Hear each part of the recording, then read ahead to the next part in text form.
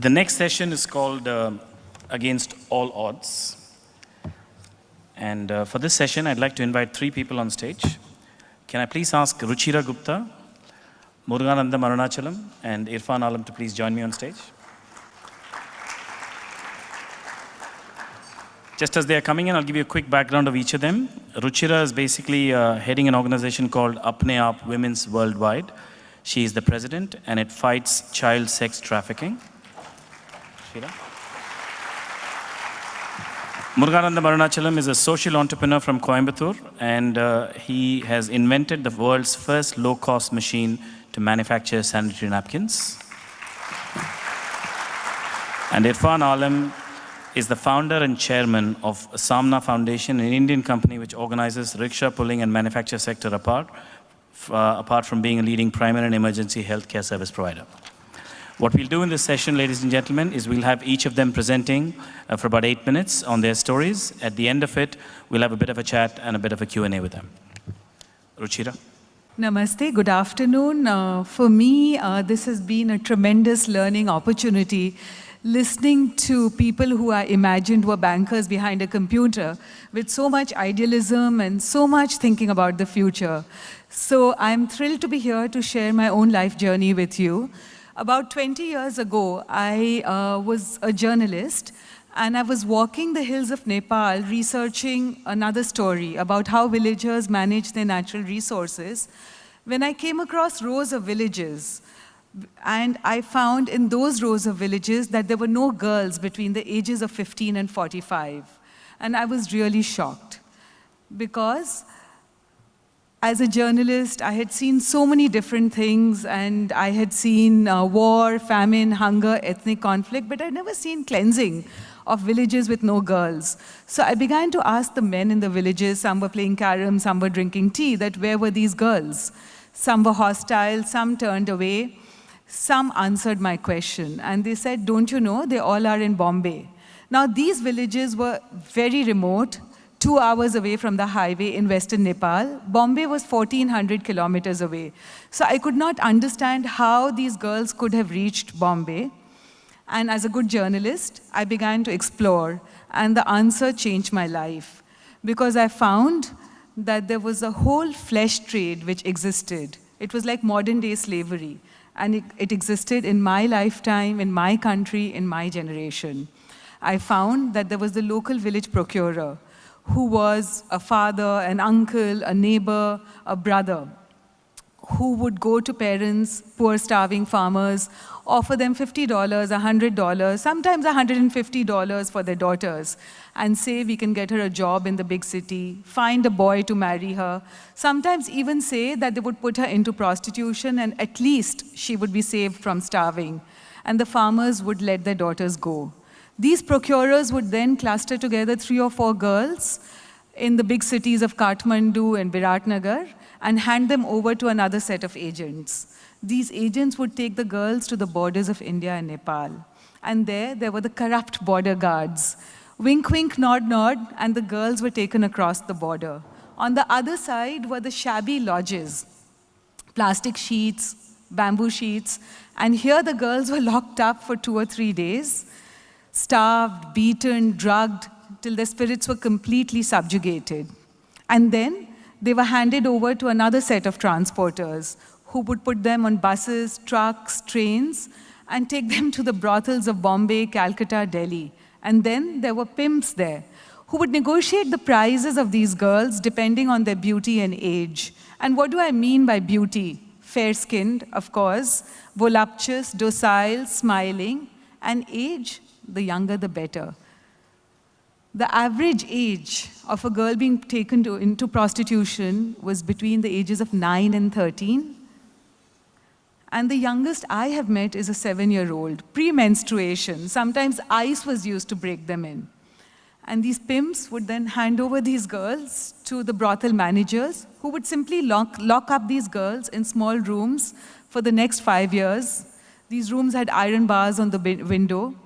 And there were 3 or 4 beds crammed into the rooms. And these girls were just raped every night, 8 or 10 times, for the next 5 years by customer after customer after customer.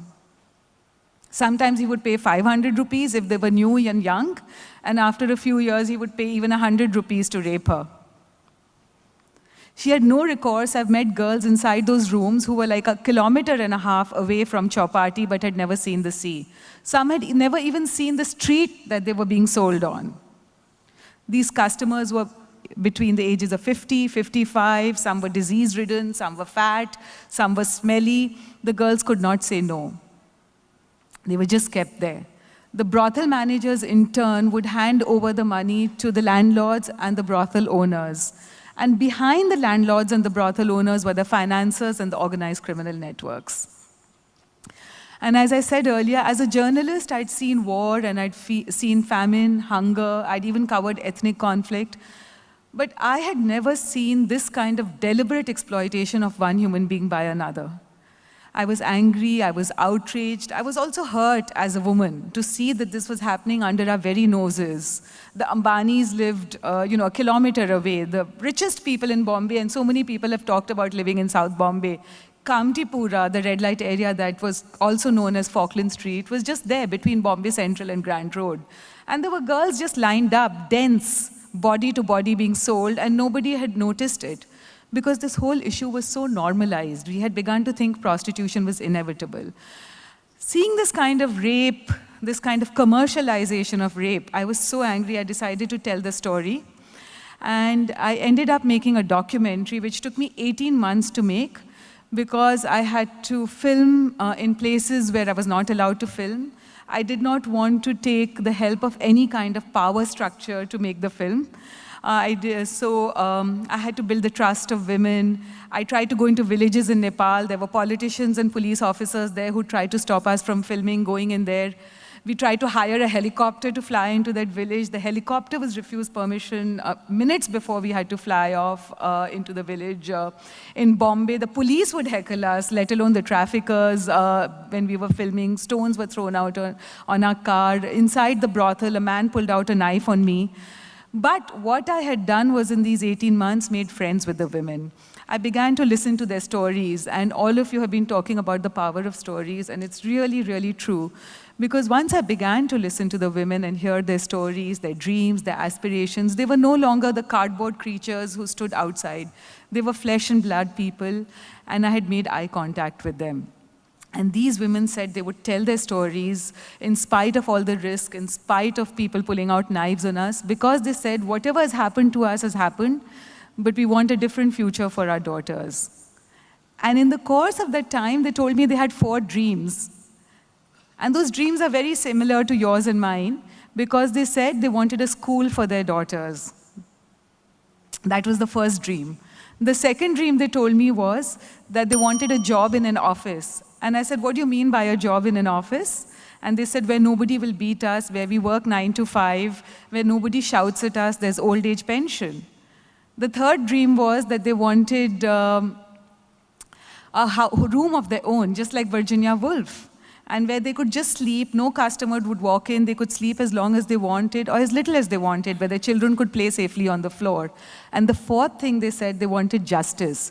Justice from the corrupt police who would take free services and extort money from them, but also justice from the people who were selling them and buying them, the pimps, the traffickers, the clients who had brokered away their dream. So based on that, I of course, made the documentary. I won an Emmy, gave up my job in the BBC, and started Apne Aap Women Worldwide, my NGO, with the 22 women in prostitution who had helped me make the selling of innocence.